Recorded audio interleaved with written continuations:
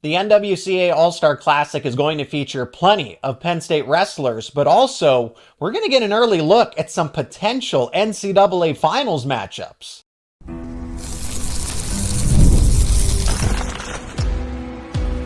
You are Locked On Nittany Lions, your daily podcast on the Penn State Nittany Lions. Part of the Locked On Podcast Network, your team every day. And thanks so much for making Locked On Nittany Lions your first listen and watch every single day. We are free and available wherever you get your podcasts, including YouTube. My name is Seyko. I am your host of the show, and help me welcome him back because now there's the All-Star Classic. The Penn State Wrestling schedule is out, and that's the voice of Penn State Wrestling himself, Jeff Byers. Also hosts a morning show on Fox 98.7 FM with Scott Geezy every weekday from 8 to 10 a.m. You can stream it at 987thefox.com if you are out of the area. Jeff, we're going to begin with the All-Star Classic because there's 6 Nittany Lion wrestlers competing in this. There's a lot of potential championship matchups at these weight classes. And then the schedule was just released, so let's get some thoughts on that in the final segment. We'll begin with Carter Starocci and Parker Keckeisen because this is the one that everybody has circled. Even before the All-Star Classic had announced its official lineup, I mean, that one is going to get a lot of attention, a lot of eyeballs, and for good reason, especially since Starocci moves into Kekkeisen's weight class and takes over that number 1 spot where, Aaron Brooks once upon a time had the lead against a Keckeisen. Yeah, I think this is an exciting matchup, and I think it'll be a fun way to start the season for both of those guys. I think it's probably the measuring stick bout, really, for both of them, all the way until at least the conference tournaments in all likelihood. So, yeah, I think it's going to be a fun one. Nobody makes a lot of money betting against Carter Starocci, but I tell you, Keckeisen is a really special wrestler, really dedicated kid, obviously very talented.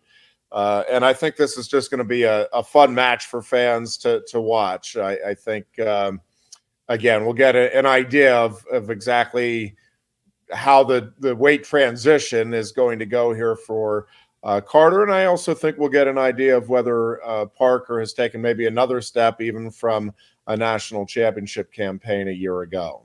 Right, a former runner-up and then winning that national title at 184 with Aaron Brooks going up to 197. It kind of seems that natural progression for these 4-time Penn State NCAA champs, and Carter's trying to make history with a 5th. And I 99%, I'm 99% of the way there because, again, anything can happen in a collegiate sports season. But this is the finals preview. I can't imagine that there's anybody else that would be able to take this either of these spots in a hypothetical championship. Jeff, to begin the season, though, this is the first true wrestling match that Carter's going to be wrestling since the Olympic trials, where he did not look 100%. There was a little bit of lag, if you will. I mean, Starocci's still the best of the best, one as talented as they come, but the margin for error is little to almost to none when it comes to wrestling somebody like Keckeisen. So do you have any concerns about Starocci with the potential rust coming back from that injury? I don't, mainly because I know who Carter gets to work out with in that wrestling room, and I know his ability to rise to the occasion regardless of the circumstances. See last year's NCAA tournament for a shining example of that. So I just think Carter Starocci will be ready to go if he loses this match. And, I certainly think he's not expecting that. I don't think many on the Penn State side are expecting that. But if he does, it's certainly not the end of the world. And I think, again, it just you chalk it up as another learning experience. But I don't think if he loses, it's going to be because of any rust or lingering injury concerns. I think it'll be because Parker Keckeisen on that day goes out and out wrestles him or outperforms him. And I think that's a fair point. Maybe just the better wrestler on that given day was Keckeisen, and then if and when they need that rematch, it'll ultimately be settled when the stakes are even higher with that 184-pound championship come March 2025 in Philadelphia, Pennsylvania. So a little bit of home territory for Starocci. Doesn't have to travel as far. Neither do you, Jeff, when you call those bouts. And speaking, I mean, not traveling far again. The NWCA All-Star Classic is in Rec Hall come mid-November. That is the kickoff. That is the start of the season for Penn State wrestling before they host Drexel. Let's move to another high-profile matchup, 174. I mean, Levi Haines going from not one, but bumping up 2 weight classes here, and he's going to face the 174-pound runner-up who lost to Carter Starocci in the championship, someone who is still young when it comes to the sport of wrestling, from the state of Pennsylvania, too, so this probably feels good for Rocco Welsh out of Ohio State, being that 2 versus 3 matchup for the preseason rankings, and that's got to be the 1B if you really want to look at any of these other bouts from the All-Star Classic here. Yeah, I think this will be a really fun matchup between a couple of guys who are really coming into their own and I think ready to take another step in their remarkable journeys already. And yeah, I think this is a fun one. I think it'll be fun for the fans. I think it's one of those that gets your attention because it is Penn State versus Ohio State, which always gets your attention if you're a Penn State fan, no matter the sport. And yeah, because they're both Pennsylvania schoolboys, and I think both have, they're both easy to root for. I'll put it that way. I think they both have engaging personalities, and I think they both are guys that like to go out and just compete. I think they really get joy from the process of competing and preparing for those competitions. And kind of the same way, I think regardless of what happens in this particular bout, both are going to learn from the experience, and both are going to be right there in the mix at the end of the season. Jeff, for you, I'm curious, what is the telling sign that Levi Haines is ready to compete at a 174? Because it's not like it's 57 to 65. We always anticipated almost a year ago to this point that eventually Haines wasn't going to be able to make that cut to 57. Well, now it's actually happening here in the present. What gives you the confidence, and how much stock do you put into Haynes' performance at things like the World Team Trials, where he's defeating who's ranked ahead of him in folk style right now, Keegan O'Toole of Missouri? He defeats him not by criteria, not by a point or two. It's a convincing victory on the freestyle circuit against Keegan O'Toole, who's been closer to this weight class than Haines has and been a little more involved in the freestyle circuit than Haines has, and he wins convincingly over O'Toole. Do you put a lot of stock into that? Because that honestly builds my confidence for Haines to go in at 174 and just tear it up. Yeah, this is probably the weight class move that I'm most intrigued by really in all of college wrestling this season. And part of it is because I think, first of all, I think Levi will be fine there. And I think one of the things when you listen to Penn State coaches here talk over the tenure of Cale's reign here at Penn State, they do not emphasize weight loss or going at a particular weight. It really is largely the wrestlers who decide, hey, I want to give it a go here. And obviously they're talking with each other and they're getting an idea of where their teammates want to go, where they think that they could fit in. Levi was remarkably disciplined last year. I'm not sure that maybe people appreciate just what a pull that was for him to stay at 157 for the entire season.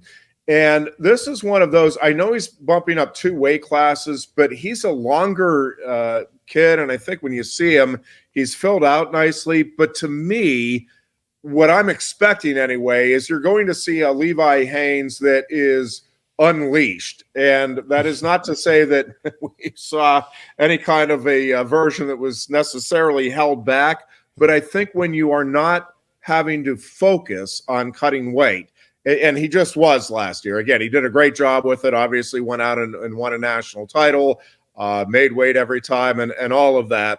But it's just different when that is not one of your primary concerns as you get ready for matches. Again, all of these guys are aware that they've got to make weight and what they need to do to get themselves in the optimal conditioned to be able to handle that and compete. But when you don't have a significant weight pool that you're contending with, I think what I'm expecting is it's going to allow Levi to just go out and really let it fly.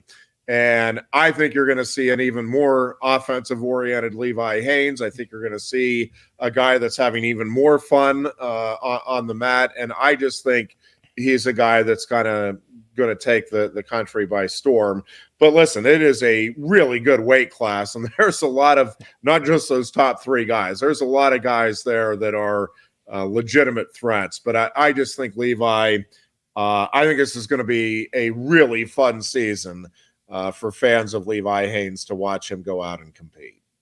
Let's talk about those other 4 Penn State wrestlers that are competing in addition to Starocci and Haines. One of them is the replacement for Haines at 57 and is just as much of a rising star as any of these other wrestlers have been for Penn State. We'll talk about those 4 other matches on the other side of this break. And today's episode is brought to you by Hims. Your sex life is important, but your schedule is busy. You don't have the time to go to the doctor's office to get treated for ED. Through Hims, you can get personalized ED treatment without stepping foot outside your door.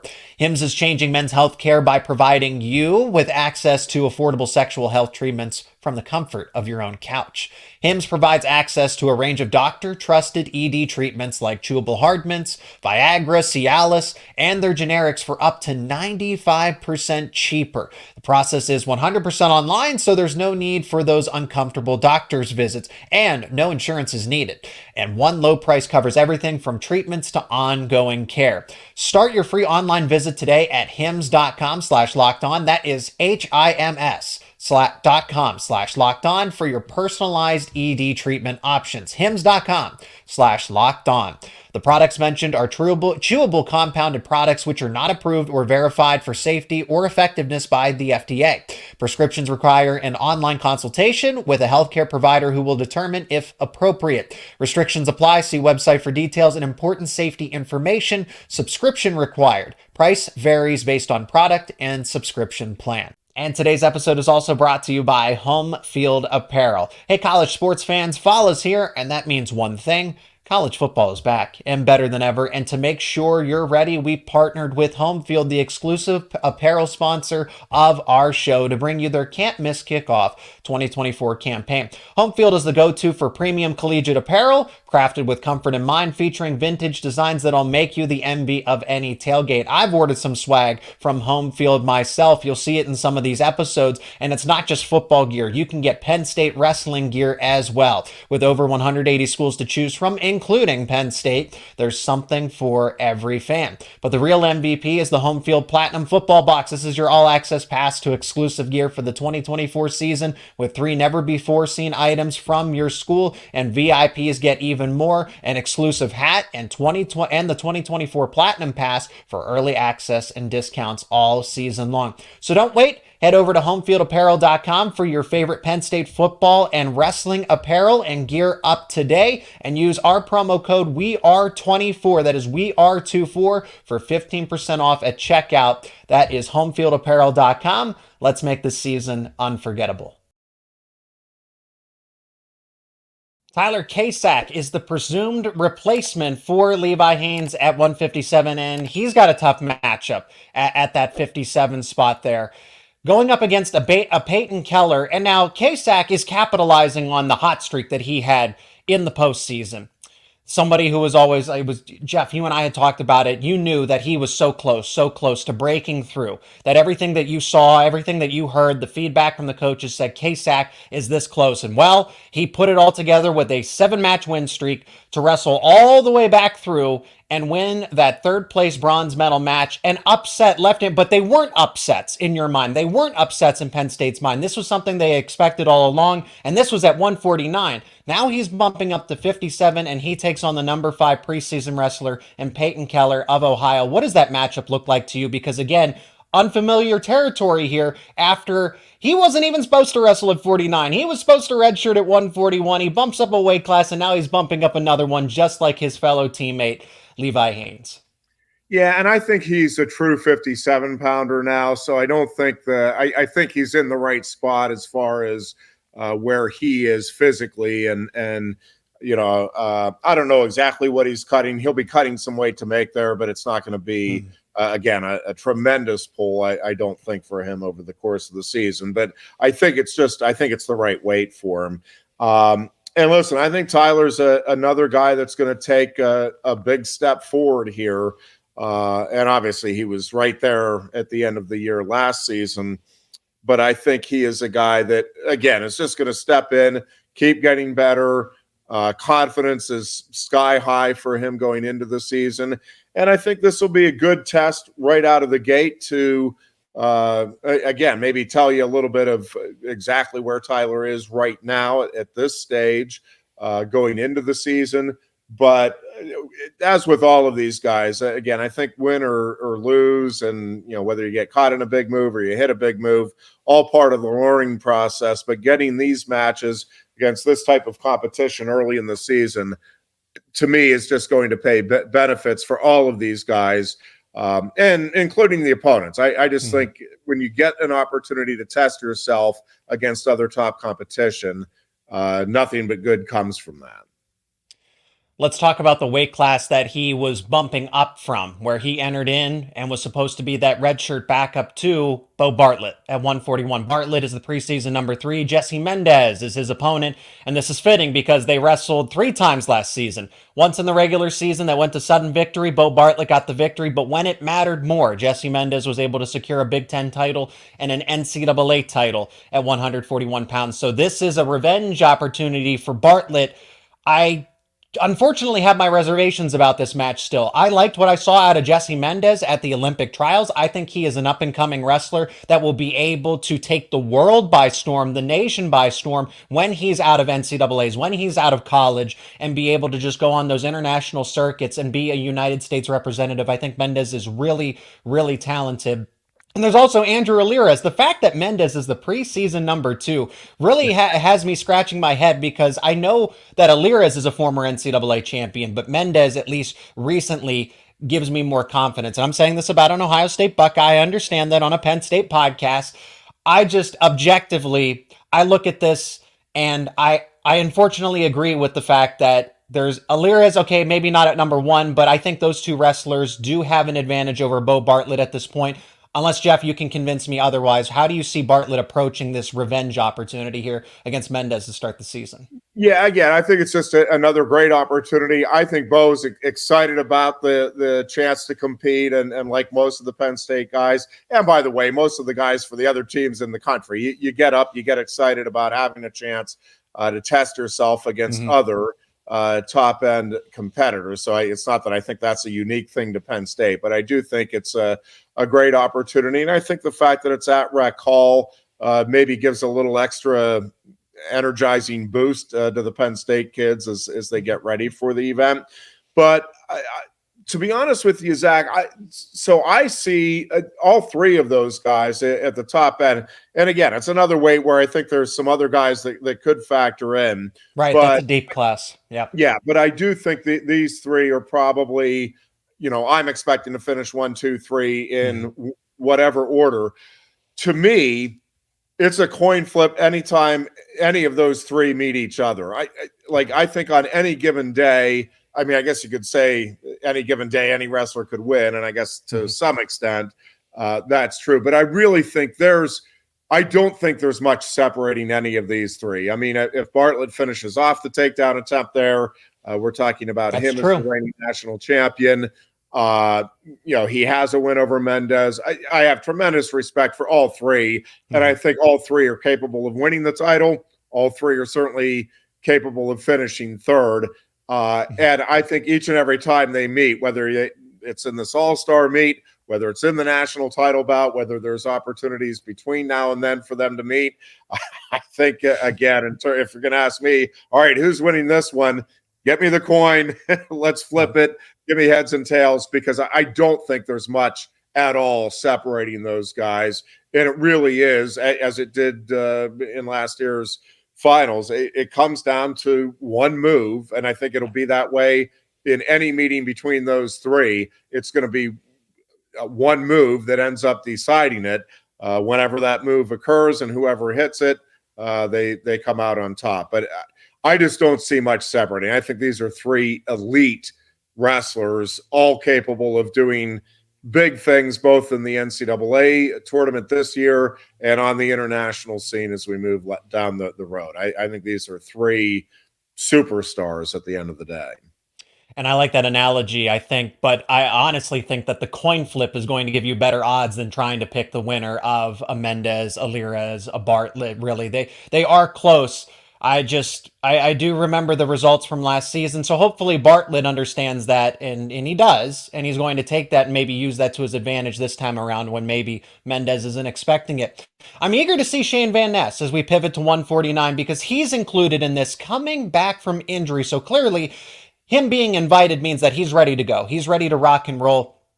Like my reservations about Carter Starocci, or at least posing the question, hey, how is he coming back from his injury? It's the same thing with Shayne Van Ness. Shayne Van Ness was held out for a full season and has not had that active opponent competition to go up against. And then he's going into the fire immediately with Ty Waters, who Tyler Kasak did defeat en route to that third place win, that third place finish at 149. Shayne Van Ness, I can't say that I have as much confidence in a Carter Starocci as I do a Van Ness because this was a long-term injury. This was something that was serious. It held him out for the season. It's why Kasak was able to explode onto the scene.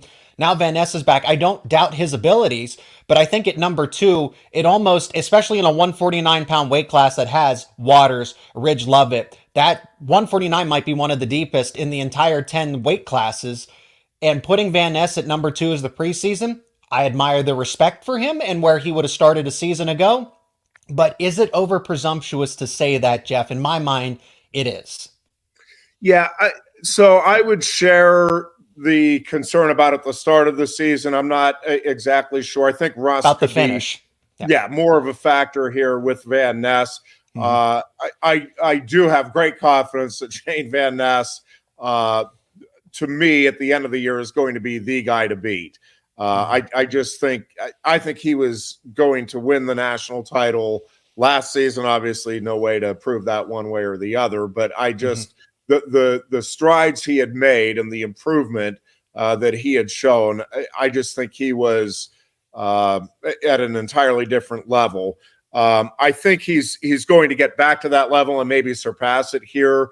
But I think he needs to wrestle some matches to get to that point. I certainly think it's possible he comes out and wins this match and goes undefeated. But I don't think you're going to see. I think he will get more sharp. I'll put it that way as the season goes along. And it's one thing wrestling in the room, and they have top end guys, no question that he's getting to face every day. But it's just a little different. Those guys know what to.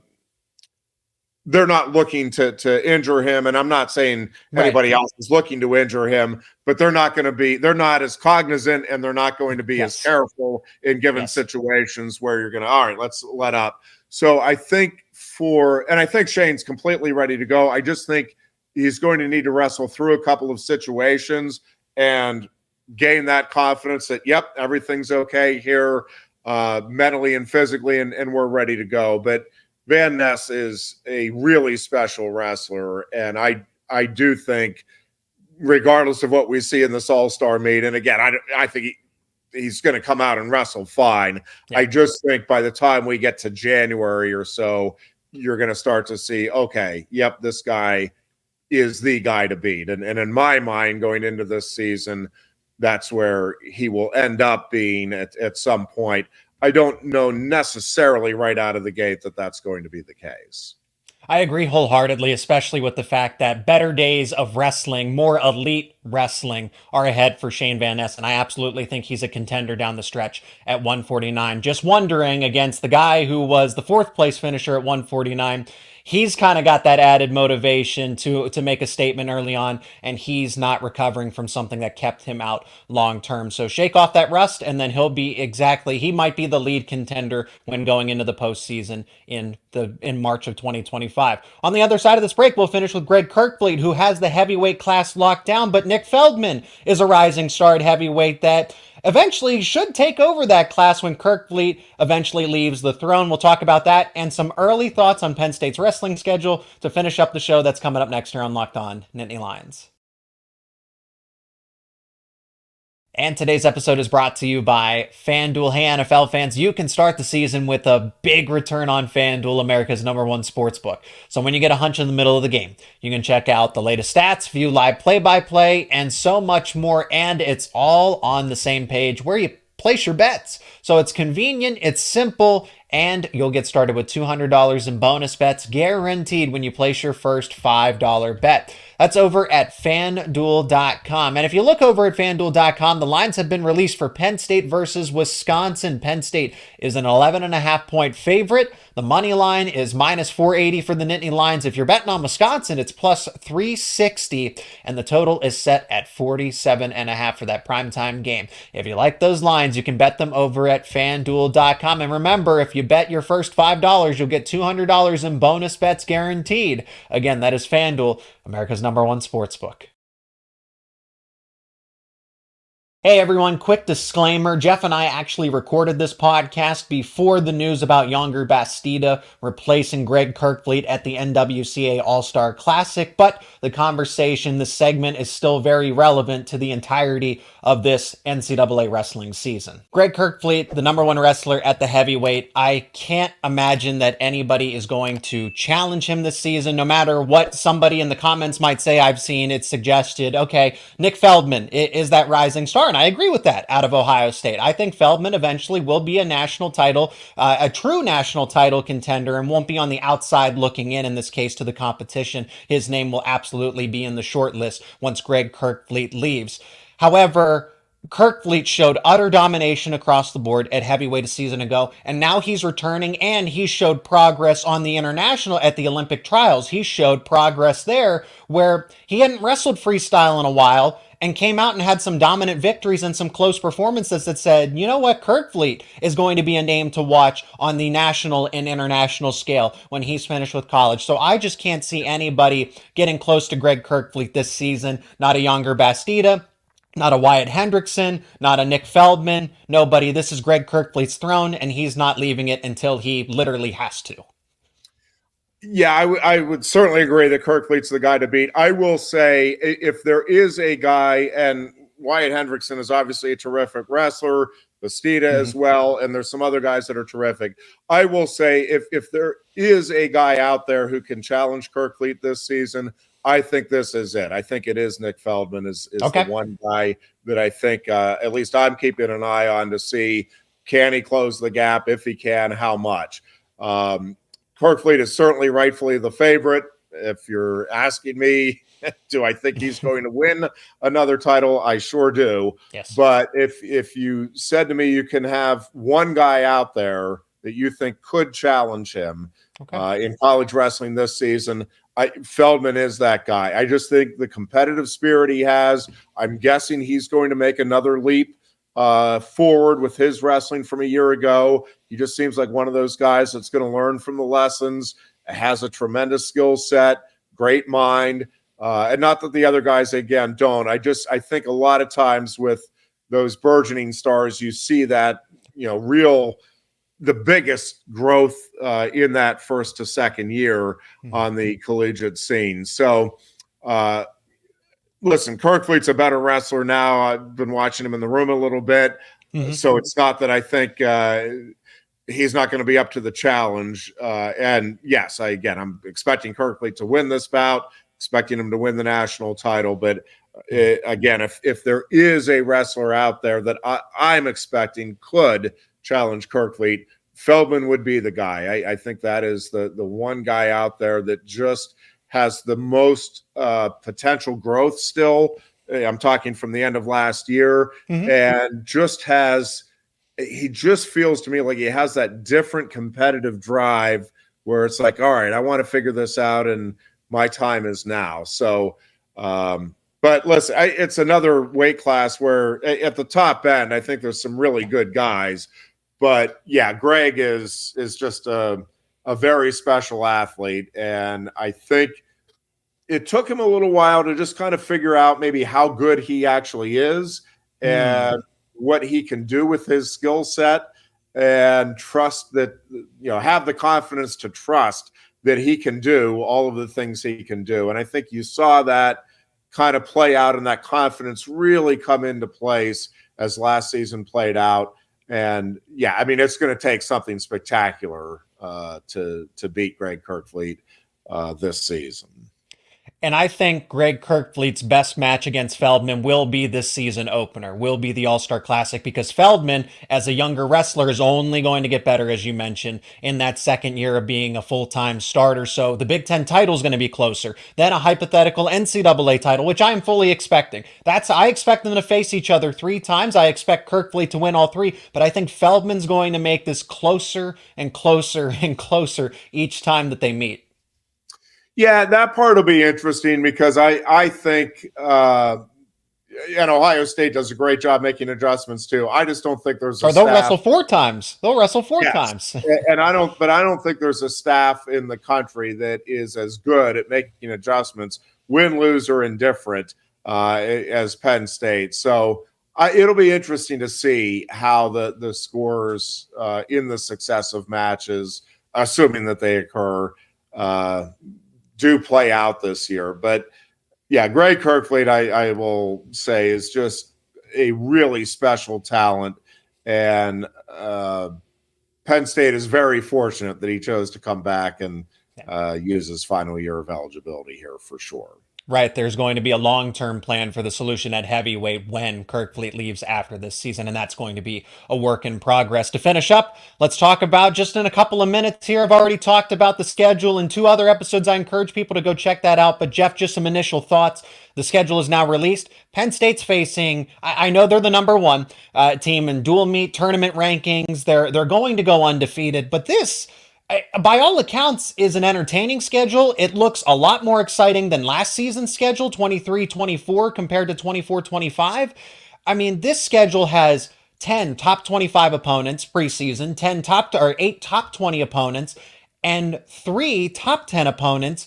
And a lot of these schools are in the Big Ten itself, and that list could grow. Michigan could be in the top 10 when Penn State faces them in the Bryce Jordan Center. Illinois could be top 10. Heck, I think Ohio State has a legitimate shot to be the runner-up to Penn State when it comes to the NCAA championships as a team. So Penn State could get number 1 versus number 2 in Iowa and Ohio State on the road, and maybe even Nebraska as the preseason number 3. So this season, compared to last year, it's almost like night and day how much juice, how much energy there is to this slate for Penn State. Yeah, I agree with everything you said there. I think a couple of things for me that are kind of exciting in addition to that, and maybe not as exciting for some fans, but I like that Penn State faces some different opponents from different areas of the country. So getting Wyoming in here, and although I haven't confirmed this, I guess I am presuming that Penn State will be making a return trip there. That has been the general practice of this program, is to get out west every other year and to try to help programs get interest. And when Penn State comes, even non-wrestling fans, you hear that a program that has won 10 plus national titles in the last 12 or 13 years, it's going to get your attention, and people tune in and check it out. So I like that they're facing Wyoming. I love the fact that they're going to take on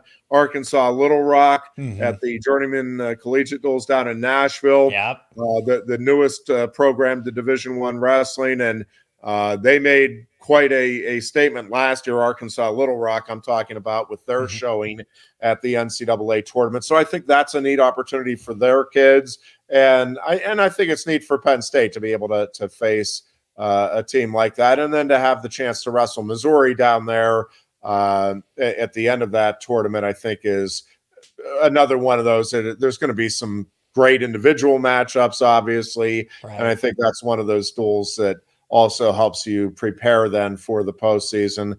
I think it's interesting, and I'll be curious to see if Penn State is able to sell out back-to-back Friday nights at the Jordan Center. Yeah. That obviously is the plan going in. No question they'll sell out Iowa. I think they'll end up selling out both, but it's tough when you have two events in a venue that big within a week of one another. So I'm curious. I know Penn State is obviously hoping that is what happens, that they're able to sell it out for both and capitalize on the opportunity to get that many more eyeballs in to see their program in person. And obviously it'll bring a lot of folks to the TV sets as well for those two matches. But I agree. I think it's a great schedule. I think there's a lot of really intriguing matchups. And again, I think I like that Penn State keeps working with schools out west. I like that they keep the Lehigh rivalry going every year. Yeah. And I like that they mix it up with other Pennsylvania schools and letting Drexel get an opportunity this year to face Penn State. I think, again, that's a big deal for those schools and those programs. And I think that's I think it's a really good thing. And I also think it's a smart thing that Penn State does to continue to promote wrestling at the collegiate level in Pennsylvania. And again, give the other Pennsylvania schools on a rotating basis a chance to wrestle Penn State. Final thought briefly here, Jeff, is Iowa, because I have my doubts here, is Iowa Penn State's toughest dual meet, or is it that road matchup with Nebraska, or that further road matchup? Because that's when I think Ohio State is going to be peaking as a team down the road. Those ones are on the road. Penn State has the benefit of Iowa being in the Bryce Jordan Center. So with all factors considered in, is Iowa the clear-cut toughest dual meet match that Penn State has on the schedule, yes or no? I mean, right now, looking at the matchups, I think Iowa is probably the toughest dual matchup for Penn State. And Iowa, even though Penn State is, I do think it's an advantage wrestling in the Jordan Center. Iowa is the one program that definitively is not going to be intimidated by wrestling in front of 16,000 or whatever it turns out. So, they'll feed off the energy as well. I do think I'm kind of with you that at the end of the year, tournament wise, I think Ohio State is certainly a program worth keeping an eye on as a squad that can make a real run. That battle for second, and I'm not trying to sound presumptuous here, but certainly Penn State is just an overwhelming favorite to win the national title. That's just the reality. I do think that race for second, though, is going to shape up to be a good one. And I think at the very least, you're going to have Iowa, Nebraska, Ohio State, and Oklahoma State with David Taylor. You're going to want to keep an eye on that program because they have some big-time transfers, obviously, that are coming in, and that's a great coaching staff. I think those four schools, and there may be others. I'm not trying to slight anybody. There may be two or three others that could be right in the thick of things there as well. I think that race is going to be very intriguing and a whole lot of fun to watch at the end of the year. He is Jeff Byers, the voice of Penn State Wrestling, as you know him, but he also hosts a daily talk show on 98.7 FM in-state college, streaming at 987thefox.com. So you can wake up every morning with Jeff outside of Penn State Wrestling, and links to that work outside of Penn State Wrestling will be down in the description for you to check out. Jeff, thanks so much for the time again, as always. Love getting your opinions and thoughts on Penn State Wrestling as we are so close to the beginning of the season, a little over a month out, but couldn't be more excited, especially now that the schedule has been released. Thanks for the time as always. Thank you. Yep. Can always can hardly wait for the season to get going.